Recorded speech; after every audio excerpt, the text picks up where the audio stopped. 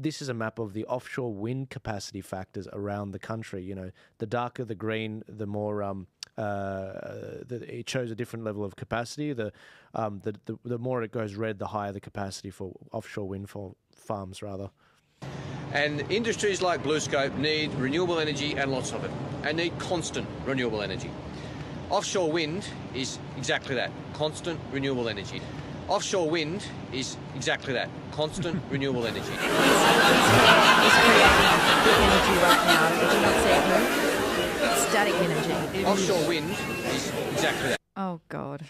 It is just unbelievable that he would make a comment like that is completely, utterly contradictory to the facts. Right? Now, this is not some, a backbencher that doesn't understand the policy or some, activist on Q&A. This is the federal industry minister for this portfolio that is involved in directing hundreds of billions of dollars worth of expenditure. And he thinks that offshore wind is consistent power. Now, you saw those little maps up there before, right? And there's actually government documents on this that they've done the work. It's a 2001 government document. And they've estimated the wind farm off the coast of Wollongong, 25 kilometres out to sea, would have a capacity factor of 34.5%. Now, that's if it's working 100% of the time, say it's a 100 megawatt wind farm, that means instead of having 100 megawatts per hour over a year, it averages only 34.5%. That's the government's own data. Right? Now, the onshore wind turbines in New South Wales have a 35% capacity. So it is no better whatsoever. If you take it 100, you see there, the only place where you get very high capacity is a couple of 100 kilometres off the south coast of Tasmania, the deep red there. But all around the coast of New South Wales, you can see the capacity factors there are between about 25% and I think that's number 35%. Right? Now, that is only marginally better or not than what we have for onshore wind turbines. So Bowen is saying something that is completely and utterly false, and yet he wants to spend hundreds of billions of dollars in this field. It just shows, I know Bowen. Right? He's not lying. He's just not up to the job. He's not competent.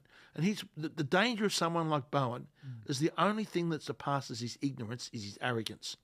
Because he thinks that he's 100% right and pushes it forward with this project, which has so many flaws and will be an environmental disaster for Australia. And he thinks it's going to give constant power. It is tragic for the nation. And I tell you what, the people up the coast, whether it's the Illawarra or other areas, they are not having it. I've seen tons of these meetings, stacked full of people, and they are not having it. They're not happy. This is a ticking time bomb, and Peter Dutton, he's not as good as I hope he can be. I hope he gets more into the One Nation area of policy and all of that.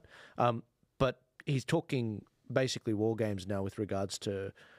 He's talking fight talk with regards to the election. He's calling as he should. He's calling Albo a little boy this week. Well, I thought, this guy's go Dutton. I mean, he's grown some. Thank God. Yeah.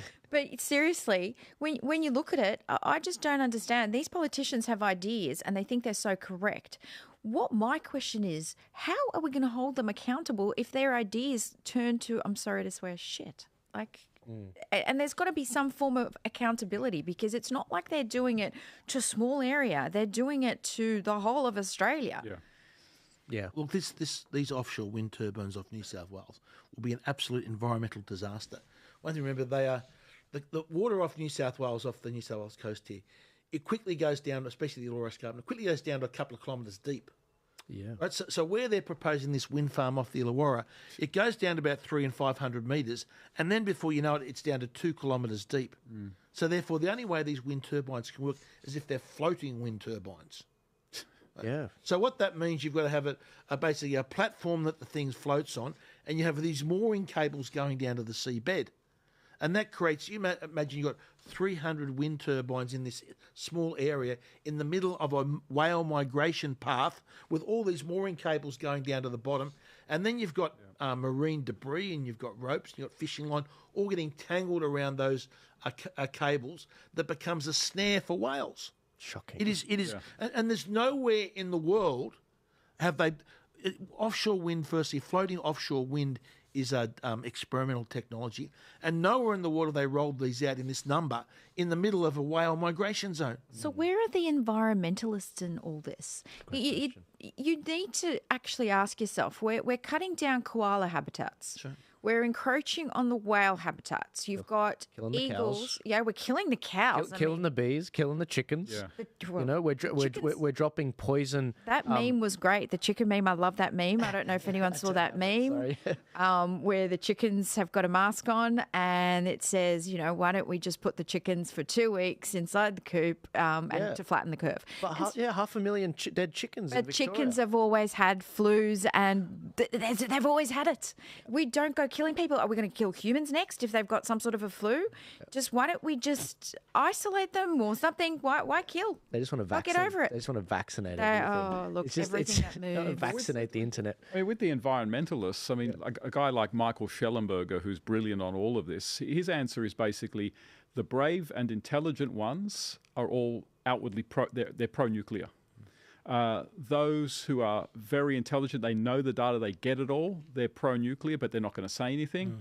And then the rest have just bought in to the climate boiling hysteria. And again, it sort of goes back to where we started this whole episode, that once you get a powerful idea in the universities and in the sort of the expert class, in the technocracy, it is almost impossible to speak against it because you don't get funding anymore. You lose your reputation. You lose your ability to network. You basically become ostracized. You basically face a kind of social research professional death.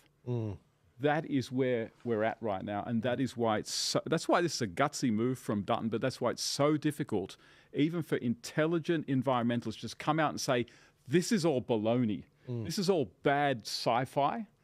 And the obvious alternatives, hey, I don't like coal, but the obvious alternative is staring us right in the face, nuclear energy. Even the Labour Party in England, even the future coming Labour Party, in their recent manifesto they released a couple of weeks ago, they're very clear they're going to transition to nuclear. They're going to start introducing nuclear. Even they're doing it. Well, the Greens, I think in Germany or France, they're saying the fully same on board thing. with it. They are. Guys, we've got a few more stories, but I'm going to try and race through them. Craig's made the point that this. How tall are these wind turbines again, Craig? Look, size I of the think they're harbour about bridge or 100 something? Yeah, they're 100 metres high. I Right. think the fact they're floating puts limitations on them. But I'm very keen to see, anyone that lives down in that area knows how big those are. When the southerly buster comes up from down the south of Sydney, sort of think how big the seas get out there. I'd actually like to see some of these things built just for fun, to see how they go in, 15 and 17 metre swell sort of thing. It's shocking. And see how they're going to stand up. It is a disastrous idea, no matter however you look at it. There's also the issue, sort of the blades, what's called the microplastic coming off the blades. Those blades are made of a plastic resin, which contains all type of nasty chemicals that erodes much more greater in the salt air. You'll get that. It's something like an incredible amount of those blades flaking off and going into the sea. It is a disaster no matter how you look at it economically and environmentally. And yet this is what the environmental class want. And Joel, the real thing is, there was a paper out the other day, and it looked at if every country went to net zero, China as well and India, which they're not going to do, but if every country went to net zero, how much warming would be avoided? If you assume that there's a control knob that you dial the CO2 and it controls, right? It's 0.07 of 1 degree Celsius. Madness. So you're not even, and Australia's contribution is 1/100th of that. So we're like, I think it's 0.0007 of 1 degree. That would be Australia's total contribution of going net zero.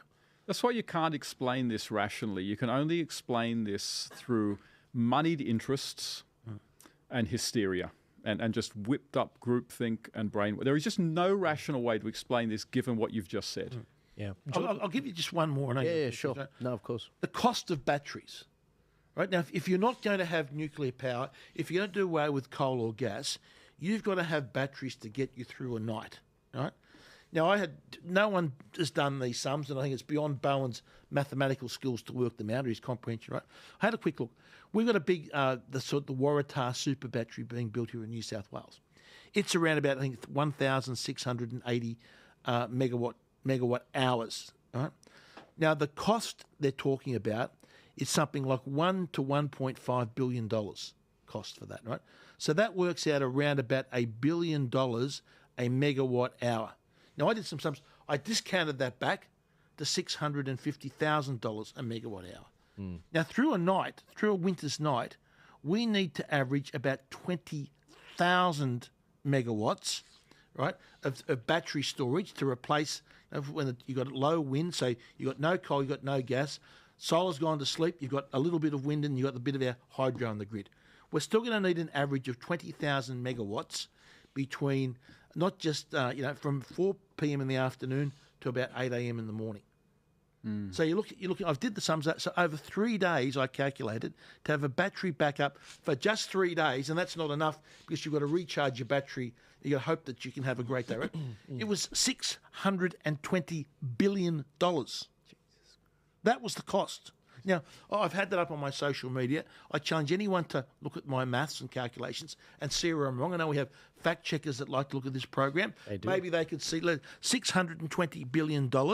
Look at the calculations. 3 days of backup for batteries if we get rid of our gas and we get rid of our coal off our grid. No, it's shocking, and they only last for 10 to 15 years. Gotta So replace then it. you've got to go and spend that money again Yeah. every 10 to 15 years. It will send the country broke. Yeah. And yet this is the alternative. If you're against nuclear, you have to be pro big batteries. And at that cost, and then we saw that battery fire the other day. Yeah. Who'd want to have a battery, a lithium-ion battery factory in your suburb? Yeah, literally. And the thing is that there is really no strong popular mandate for any of this. Australians, generally speaking, don't rate the climate or energy transition highly in their list of priorities. They rate energy prices highly, but this is not coming from the people. That's the other thing with this. Again, it's being imposed on the people by people whose faces we wouldn't even recognise if we ran into them in the street. We don't even know who's pushing this. A lot of the time we don't know where a lot of the money is coming from for the lobby groups, because environmental lobby groups under the Australian Electoral Commission laws don't have to disclose their funders. So we're pretty sure a lot of it's coming from overseas. Exactly where, we don't know. But again, Australians don't care about this. So what is driving it? It is not a popular mandate. Again, it is basically global moneyed interests, and the ordinary Australian is having to pay the massive price of it. I might disagree with you slightly there. You've had all those teal candidates elected, and they're elected purely on the basis of they're going to save the climate. They're taking real action on climate change, right? Which is a complete nonsense, a complete lie, right? But they've been elected on that platform. Now, I think I think you're right. If we had a proper debate on this, like we did something like The Voice, and we put the facts and the data on the table, and we could hear from both sides of the equation, the pro-renewables lobby would get slaughtered, absolutely slaughtered in a proper debate. But we can't have one. You can't have. Can you get in like those figures I mentioned? Do you reckon I'm a chance of getting on the ABC and being able to discuss those? No. That's actually funny. But what I will say, get those teal candidates out into the western suburbs. That's of what Sydney I or was the gonna eastern say. suburbs of Perth. Yep. They wouldn't stand a chance. Exactly. You're right. There is.